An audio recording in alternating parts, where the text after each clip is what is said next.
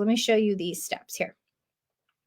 So if you have a PD and you then take an exit ticket, these are the steps that you can do afterwards. And I have taught this for multiple years now, and I have had coaches use these steps and tell me how well this works. And I can tell you myself that I've been using these strategies for 10 years now, and it works. Okay. I'm going to tell you all about how you do it. Right. It's like a little script.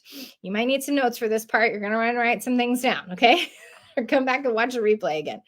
So you take the exit ticket that you did on a note card, and you go ahead and review the exit ticket data. Okay. So maybe you had a whole group PD, everyone came. You can sort some things out and just pick out some runners that you would think would be a good one to follow up with. So definitely pick 2 or 3 who you're going to intentionally follow up with and go and try and get a meeting with.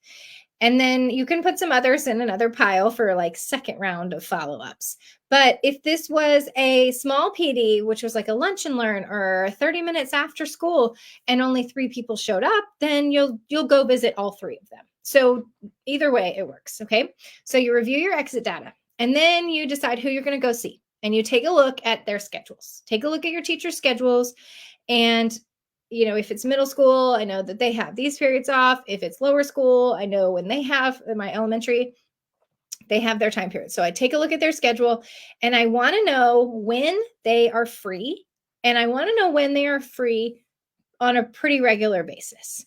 So are they like, my teachers have pretty stable planning periods. They don't change. But I know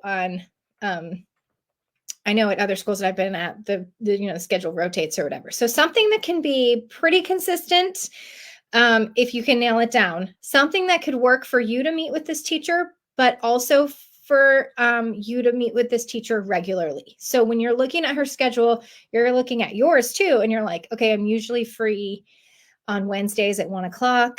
And she's free on Wednesdays at 1:00. That could work for both of us. Okay. So you're looking for that kind of predetermined time that you could possibly meet. Then you are going to casually drop in on her. I'll tell you about this part in a second. All the steps. You're going to casually drop in on her and follow up. And your goal is to go into this follow-up you're going to go in for a follow-up, and you're going to come out with a meeting scheduled. Okay. So here's what it looks like. This is like, okay, let's establish who we're talking to. We're talking to a runner teacher. Okay. This is not a resistant teacher. This is the one who is going to be ready for the next step.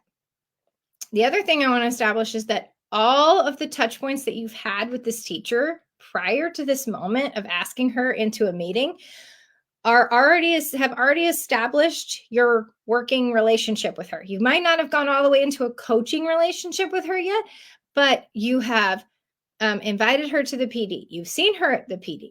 You've connected with her there. You've seen her in the hallway, and you've chatted with her about that. And now you're going to follow up with her and see if we can take this whole learning from the PD thing into a deeper dive, into a coaching cycle. Okay. So it's going to feel very natural and organic because of all the work you've done leading up to this moment. So when I describe this conversation with you, do not be like, Allison, that'll never work. Okay. Because not only will it work because you've already put in the relational marbles in the jar for this moment to happen, and it will not feel awkward. Okay. Sometimes we're a little worried about going into this conversation because we're like, what if she says no? She ain't going to say no. And if she does, then you'll be like, okay, let's try again next week. Like, it's going to be okay. All right. So I know when I'm going to go see my teacher. I have my exit ticket in front of me, and I know what she wants to work on. And I go and I see her, and I go to her classroom during her plan time. Okay. Now, first of all, be careful about that plan time. Oh, I'm also taking with me some kind of thank you for attending the PD, especially if it was an optional PD. But really, you could, any kind of candy, card, something that you're going to drop. Okay. So you're going to be able to drop that on her desk. It helps to have a reason to come in the room, but it works. It works either way, even if you don't. Okay. So you're going to come in and you're going to say this first. Okay. So make sure you get this first. You might want to write it down. remember, note to self, if you're walking into her planning and she doesn't know you're coming, then you need to immediately say, hey, I just want to drop off this quick thing for you. I have a quick question for you. I won't take up any of your time or much of your time. Okay. So you want to go ahead and tell her right away, you're not here to stay. This is not the meeting. Okay. This is the follow-up that's going to get you the meeting. Okay. So you are just looking for the in, and you're trying to help her see you're not about to take her 45-minute planning because she needs to run copies and go to the bathroom. Okay. So you walk in and you tell her, thank you so much for attending my PD. I just wanted to bring you this little treat. And I saw on your exit ticket that you said that you wanted to work on your next writing unit. And I am so excited about that. And then you ask her, what were you thinking about that? Or what have you been thinking about that since the PD? Be careful about that question. Ask her so she'll answer and you guys have a little conversation, but don't take it and turn it into like the meeting right there. Okay. So just ask her like a quick, like, what have you been thinking about since that? Or what are your students doing next with this writing unit? Tell me a little bit more. And you hear a little bit more about that. And she'll say something like, well, we're going to start it next week. And I think I'm working on persuasive, whatever she's talking about. And you're listening and you're so excited. You're so excited about what she's saying. It's so great. And you're going to just say, oh my goodness, that all sounds amazing. I would love to work with you on that. Do you want to schedule a meeting next week? Do you want to sit down together next week and we can look at that together and we can use the new strategy from the PD? Bring that in. You don't even have to say schedule a meeting. You can just say, hey, do you want to sit down next week? We can look at that together and I can help you plan and we can use this new strategy we've been talking about. Whatever that is and however it fits into the conversation, you just connect the dots between what she's about to do or what she's thinking about to how you can come and help her use that strategy. And we can sit down together and look at how that could work. And then she'll be like, yeah, that sounds really great. I'd love to do that. And it's funny because you're like, she's not going to say yes. Because of the work you've done with her, she will. Okay. So it works. I promise. All right. So yeah, that'd be great. I'd love to do that. And before you send her to her calendar to figure out like what time we're going to meet, you're going to say, oh, I looked at the schedules this week and I noticed that you have Wednesday at 1:00 off, right? Isn't that your planning period on Wednesdays? Yeah, it is. Oh, Wednesday next week works for me. Do you want to meet next week on Wednesday? I think that'd be great. Yeah, actually, next week, Wednesday should be fine. It's a week away. She's like, that sounds great. Okay, fine. Okay, great. Well, I can't wait to hear about what's going on with your writing unit. And I'll see you then. And then you leave because you came in for a follow-up and you wanted to leave with a scheduled meeting. And you don't need to do anything else at that point other than be like, I can't wait for us to meet next week. I'm so excited. And then skedaddle and when you go, do a little dance on the way out because you just scheduled your first meeting of a coaching cycle. And she thought that sounded like the most natural thing that we should do next anyway is follow up.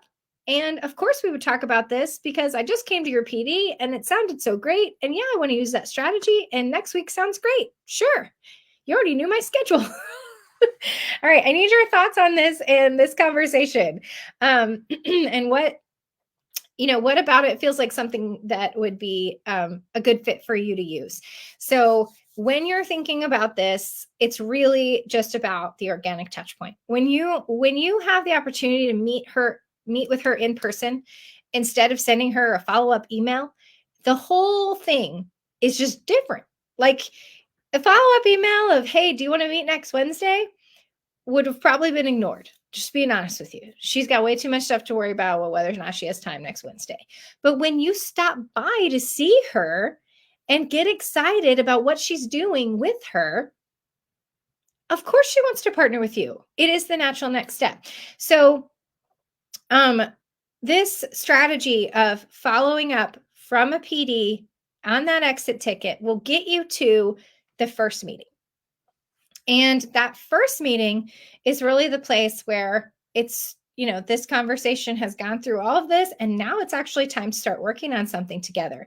And the rest of the process is going to start dominoing from there, because the conversation is going to naturally lead itself, because you already have a strategy you're working on.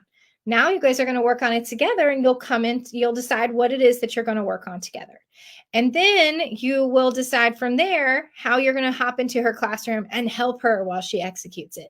And you can be a partner in the classroom, not just sitting back, observing her, but instead helping her execute it somehow.